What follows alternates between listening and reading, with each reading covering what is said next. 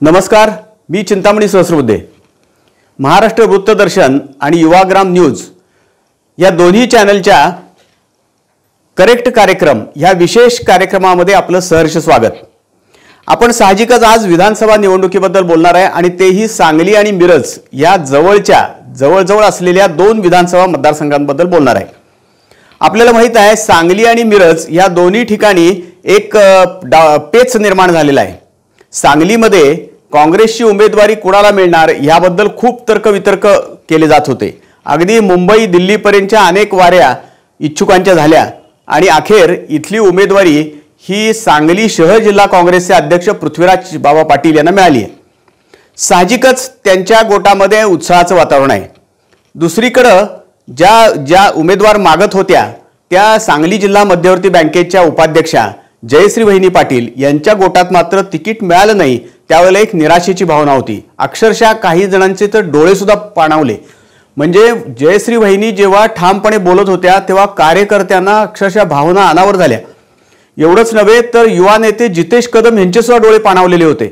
इतक्या तीव्र भावना त्या गटामध्ये आहेत आणि साहजिकच त्यामुळे आता त्यांनी निवडणूक लढवणार, कोणत्याही परिस्थितीत माघार घेणार नाही असं जयश्री वहिनींनी कालच पुन्हा एकदा म्हणजे शुक्रवारी पुन्हा एकदा जाहीर केलेलं आहे. त्यांनी असं सांगितलं की मला काँग्रेस पक्षाचे सरचिटणीस आणि महाराष्ट्राचे प्रभारी रमेश चेन्नीथाला यांचा सुद्धा फोन आला होता, परंतु मी त्यांना सांगितलेलं आहे, मी पूर्वीच सांगितलेलं होतं की उमेदवारी मिळाली तरी आणि नाही मिळाली तरी मी निवडणूक लढवणारच. आता प्रश्न असा आहे की नेमकं काय होणार, खरोखरच त्या मैदानात उतरणार का आणि निवडणूक लढवणार का?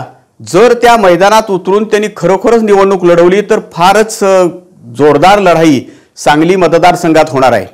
त्यांच्या काही कार्यकर्त्यांचं तर असं म्हणणं आहे की समजा रमेश चेन्नीथाला हे काहीतरी भेटायला येणार आहेत त्यांना आणि त्यांची समजूत घालणार आहेत या गटाची असं सांगितलं जातंय. तर त्यांचं म्हणणं असं आहे की रमेश चेन्नीथालांना जर अधिकार असेल तर त्यांनी येताना लेटर हेड घेऊनच यावं पक्षाचं, कारण ते सरचिटणीस पण आहेत, प्रभारी पण आहेत आणि त्यांनी पुरस्कृत करावं सरळ जयश्री वहिनींना, काँग्रेस पक्ष पुरस्कृत.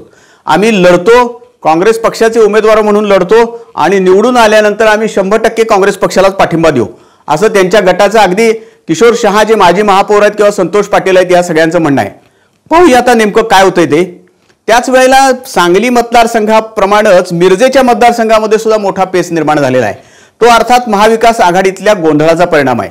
महाविकास आघाडीमध्ये त्या ठिकाणी काँग्रेसकडे ही जागा जाणार असं समजून आमदार विश्वजित कदम आणि खासदार विशाल पाटील या दोघांनीही प्राध्यापक मोहन वनखंडे हे भारतीय जनता पक्षाचेच एकेकाळचे नेते, आत्ताचे भारतीय जनता पक्षाचे उमेदवार सुरेश भाऊ खाडे यांचे सहकारी त्यांना फोडून आपल्याकडे घेतलं.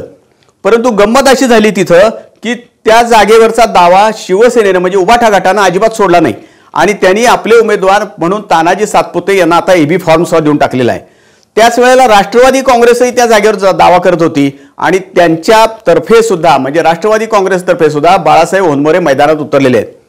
आता प्रश्न असा आहे की ह्या 3 उमेदवारांची निवडणूक, त्याशिवाय परत वंचित आघाडीचे परत उमेदवार मैदानात आहेत, काय नेमकं होणार? आणि सगळ्यात सांगली आणि मिरजेमध्ये सगळ्यात मोठी पंचायत अशी झालेली आहे ती विश्वजित कदम आणि विशाल पाटील या दोघांची झालेली आहे. लोकसभा निवडणूक होऊन फक्त 5 महिने झालेत, तेवढ्यातच दोन्ही मतदारसंघामध्ये आज विशाल पाटलांची कसोटी लागलेली आहे. सांगलीमध्ये जयश्री वहिनींना पाठिंबा द्यायचा का पृथ्वीराज बाबा पाटील यांची पाठराखण करायची असा पेच प्रसंग दोघांच्याही समोर आहे. विशेष म्हणजे मिरजेतही तशीच परिस्थिती आहे. ह्यांनी स्वतःहून यांना आणलेलं आहे मोहन वनखंडेंना पक्षात आणि ते उमेदवारी देऊ शकलेले नाहीत, ती जागा काँग्रेसकडे सुद्धा घेऊ शकले नाहीत. तसंच सांगलीत सुद्धा जयश्री वहिनींना हे तिकीट देऊ शकले नाहीत. त्यामुळं दिल्लीत नेमकं वजन कुणाचं आता काँग्रेस पक्षाच्या पक्षश्रेष्ठींपुढे हा खरा सवाल निर्माण झालाय आणि आता विश्वजित कदम आणि विशाल पाटील या दोघांची राजकीय प्रतिष्ठा आता पणाला लागलेली आहे. त्यामुळे असं सांगितलं जातंय की सांगली पॅटर्न जो होता तो आता मिरजेतही वापरला जाणार आहे आणि सांगलीतही वापरला जाणार आहे. सांगली पॅटर्न वापरून जयश्री वहिनी पाटील यांचीच उमेदवारी ताकदवान करायची आणि मिरजेमध्ये प्राध्यापक मोहन वनखंडे अपक्ष जे उमेदवार आहेत त्यांचीच उमेदवारी ताकदवान करायची, तिथं त्यांना शक्ती द्यायची सगळी. अशा हालचाली चालू आहेत आणि विश्वजित कदम आणि विशालदादा पाटील या दोघांनी या 2 उमेदवारांना ताकद द्यावी आणि आपलं वर्चस्व सांगली जिल्ह्यातलं आणि राज्यातलं आणि केंद्रातलं सुद्धा शिल्लक ठेवावं अशी लोकांची त्यांच्याच गटातनं कार्यकर्त्यांची मोठ्या प्रमाणावर मागणी झालेली आहे.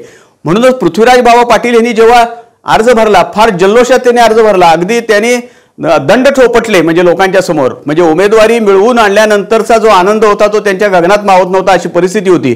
दंड ठोपटून त्यांनी तो आनंद व्यक्त केला. परंतु दोन्ही नेते विश्वजित कदम आणि विशालदादा पाटील हे दोघेही गैरहजर राहिले. त्यातही विश्वजित कदमांनी मोबाईलवर तरी भाषण केलं, पण विशाल पाटील हजर राहिले नाहीत.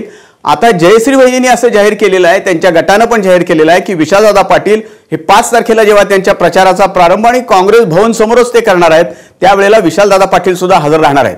आता पाहूया नेमकं विशालदादा पाटील हजर राहतात का आणि तिथं विशालदादा हजर राहतात का हे आपल्याला आता पाहावं लागेल. सांगली पॅटर्नची जी सबंध देशभरात चर्चा झाली तोच सांगली पॅटर्न आता सांगली मिरजेमध्ये राबवायचं सुरू झालेलं आहे.